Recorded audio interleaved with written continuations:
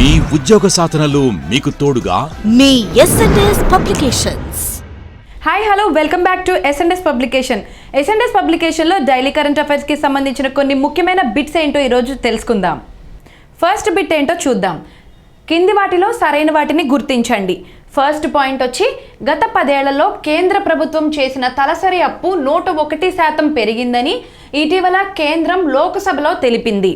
Point number 2, గత 10 ఏళ్లలో తలసరి ఆదాయం మాత్రం 62.59% మాత్రమే వృద్ధి చెందింది.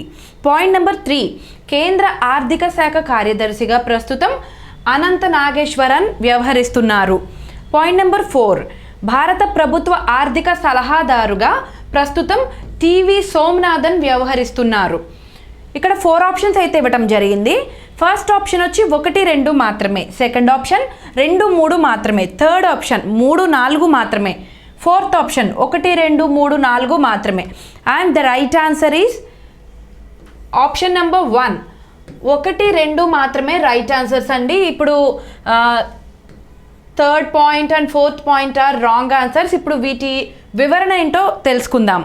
థర్డ్ పాయింట్ వివరణ వచ్చి కేంద్ర ఆర్థిక శాఖ కార్యదర్శిగా ప్రస్తుతం టీవీ సోమనాథన్ వ్యవహరిస్తున్నారండి. అనంత నాగేశ్వరన్ కాదు, టీవీ సోమనాథన్ వ్యవహరిస్తున్నారు. అండ్ ఫోర్త్ పాయింట్ వివరణ వచ్చి భారత ప్రభుత్వ ఆర్థిక సలహాదారుగా ప్రస్తుతం అనంత నాగేశ్వరన్ వ్యవహరిస్తున్నారు. టీవీ సోమనాథన్ కాదు.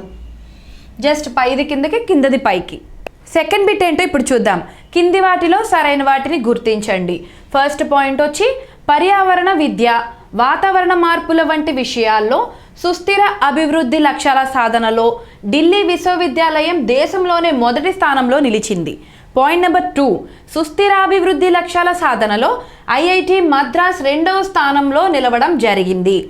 పాయింట్ నెంబర్ 3, సుస్థిరాభివృద్ధి లక్ష్యాల సాధనలో ఐఐటి బొంబాయి 3వ స్థానంలో నిలవడం జరిగింది. పాయింట్ నెంబర్ 4, ఈ ర్యాంకుల్లో ప్రపంచంలో మొదటి స్థానం యూనివర్సిటీ ఆఫ్ టొరంటో దక్కించుకుంది. పాయింట్ నెంబర్ 5, ప్రపంచంలోని టాప్ 100 వర్సిటీల్లో భారతదేశం నుంచి 4 చోటు దక్కించుకున్నాయి. ఇక్కడ మనకి 4 ఆప్షన్స్ అయితే ఇచ్చారు. వీటిలో మీకు రైట్ ఆన్సర్స్ ఏదైతే తెలిస్తే ఈ ఆప్షన్స్ ఏంటి అనేది కామెంట్ చేయండి. రైట్ ఆప్షన్ ఏంటి అనేది కామెంట్ చేయండి. అండ్ ఫస్ట్ ఆప్షన్ వచ్చి 1, 2, 3 మాత్రమే, సెకండ్ ఆప్షన్ 1, 2, 4 మాత్రమే, థర్డ్ ఆప్షన్ 1, 4, 5 మాత్రమే, ఫోర్త్ ఆప్షన్ 1, 2, 3, 4, 5 పూర్తిగా అన్నీ సరైనవే అనేది ఫోర్త్ ఆప్షన్ అనమాట. అండ్ ఇక్కడ మనకి థర్డ్ ఆప్షన్ అనేది రైట్ ఆన్సర్. 1, 4, 5 ఇవి రైట్ ఆన్సర్స్ అండి. And second point and third point are wrong answers. ఇప్పుడు వీటి వివరణ ఏంటో నేను చెప్తాను. సుస్థిరాభివృద్ధి లక్ష్యాల సాధనలో ఐఐటి మద్రాస్ 2వ స్థానంలో నిలవడం జరిగింది అని ఇచ్చారు. కానీ 2వ స్థానంలో నిలిచింది ఐఐటి బాంబే అండి. ఐఐటి బాంబే సుస్థిరాభివృద్ధి లక్ష్యాల సాధనలో ఐఐటి బాంబే 2వ స్థానంలో నిలవడం జరిగింది. అండ్ థర్డ్ పాయింట్ వివరణ వచ్చి సుస్థిరాభివృద్ధి లక్ష్యాల సాధనలో ఐఐటి బాంబే 3వ స్థానంలో ఉందని ఇచ్చారు.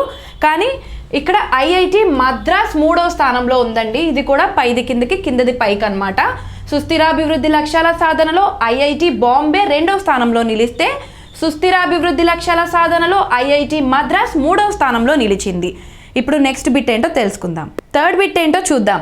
కింది వాటిలో సరైన వాటిని గుర్తించండి.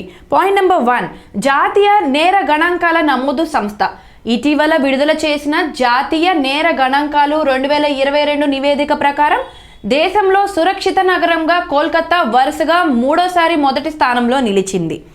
పాయింట్ నెంబర్ 2, ఈ నివేదిక ప్రకారం సురక్షిత నగరాల్లో 2వ స్థానంలో పూణే నిలిచింది.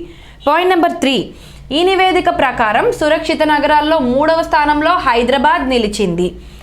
పాయింట్ నెంబర్ 4, ఈ నివేదిక ప్రకారం 2022లో హత్య కేసులు అత్యధికంగా రాజస్థాన్లో నమోదయ్యాయి. పాయింట్ నెంబర్ 5, ఈ నివేదిక ప్రకారం 2022లో అత్యాచార కేసులు అత్యధికంగా ఉత్తరప్రదేశ్లో నమోదయ్యాయి. అండ్ మనకి ఇక్కడ 4 ఆప్షన్స్ అయితే ఇచ్చారు. వీటిలో రైట్ ఆప్షన్ ఏంటి అనేది మీకు తెలిస్తే గనక కామెంట్ చేయండి.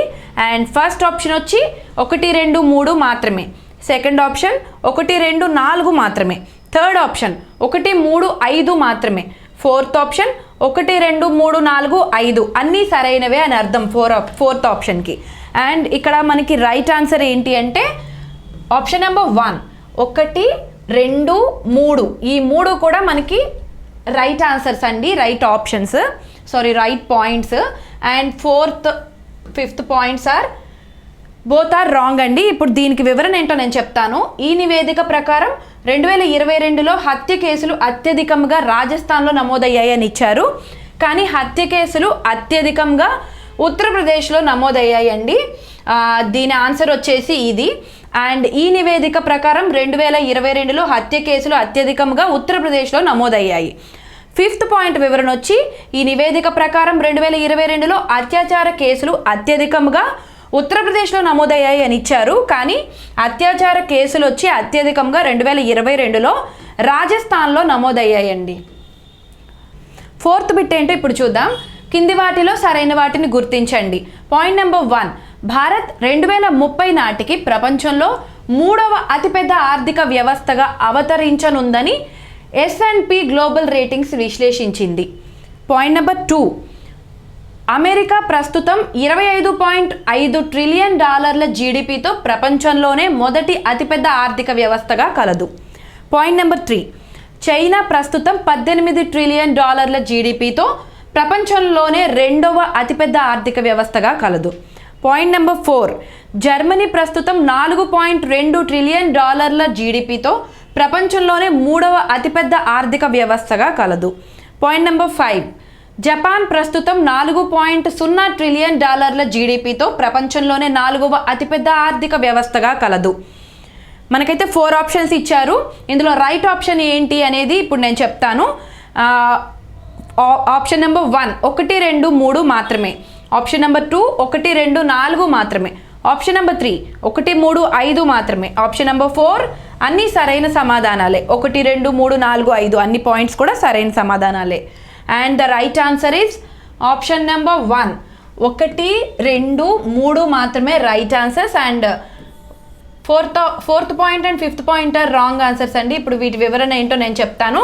జర్మనీ ప్రస్తుతం $4.2 ట్రిలియన్ జీడిపితో ప్రపంచంలోనే 3వ అతిపెద్ద ఆర్థిక వ్యవస్థగా కలదు అని ఇచ్చారు.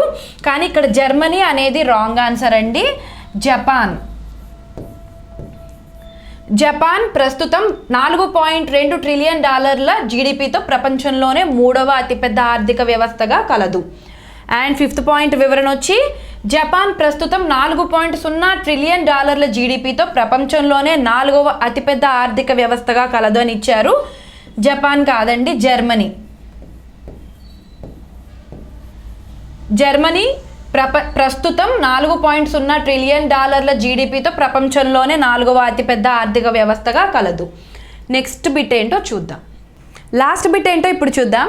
కింది వాటిలో సరైన వాటిని గుర్తించండి.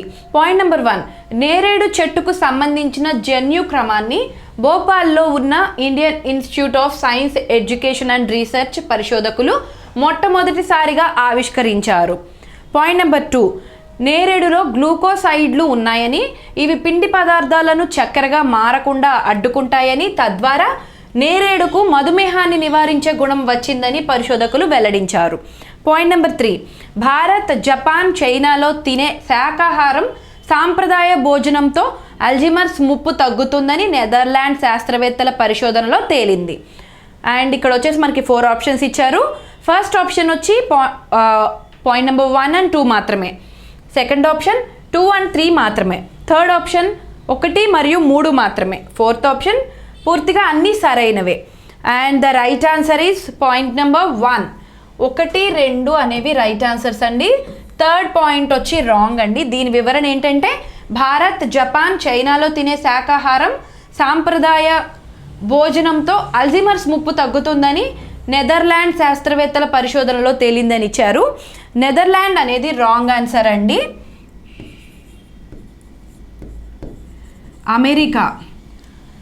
అమెరికా శాస్త్రవేత్తల పరిశోధనలో తేలింది.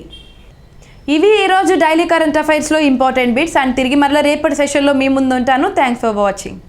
ఆంధ్రప్రదేశ్ గ్రూప్ 2 ఉద్యోగమే లక్ష్యంగా ప్రిపేర్ అవుతున్నారా? మీ ఉద్యోగ సాధనకు బాటలు వేస్తూ ఎస్ పబ్లికేషన్స్ రాష్ట్రంలోనే అగ్రగణ్యులైన ఫ్యాకల్టీచే 100% అప్డేటెడ్ ఆన్లైన్ క్లాసులను అతి తక్కువ ధరకే అందిస్తోంది. మరెందుకు ఆలోచిస్తున్నారు? వెంటనే ఎస్ పబ్లికేషన్ యాప్ ని డౌన్లోడ్ చేసుకోండి.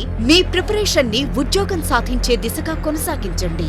మీ ఉద్యోగమే మా లక్ష్యం. Me yes publications. మరిన్ని వివరాలకు సంప్రదించవలసిన నంబర్స్ 8070555777 and 90320648822.